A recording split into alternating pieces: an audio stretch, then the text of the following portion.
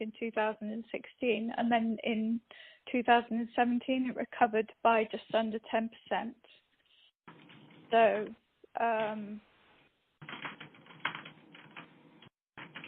although we've read other people's accounts that they think it's gone, it was cut by half, we think it only went down by about 30% in the worst year, which was 2016.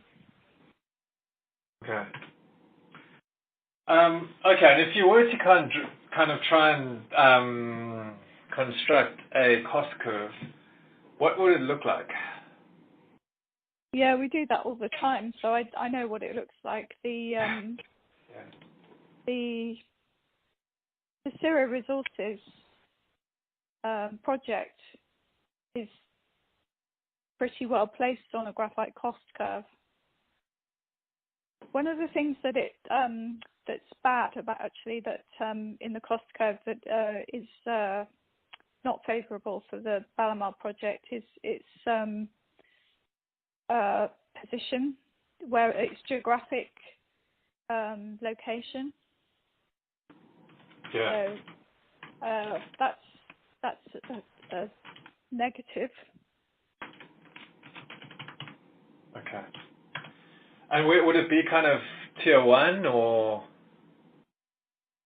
I can't quite remember whereabouts it sits in just a flake. In just a flake cost curve. I can't quite remember. I don't have a cost curve in front of me. From memory, it's about 25% of the way across from the best, cheapest producers. But the factor that brings it into the middle is the geographic location. Okay. So it's very it has a very optimal production. The size of the flake is very good for production of spherical graphite, because flake it doesn't go straight into batteries as a flake. It has to be processed in a couple more stages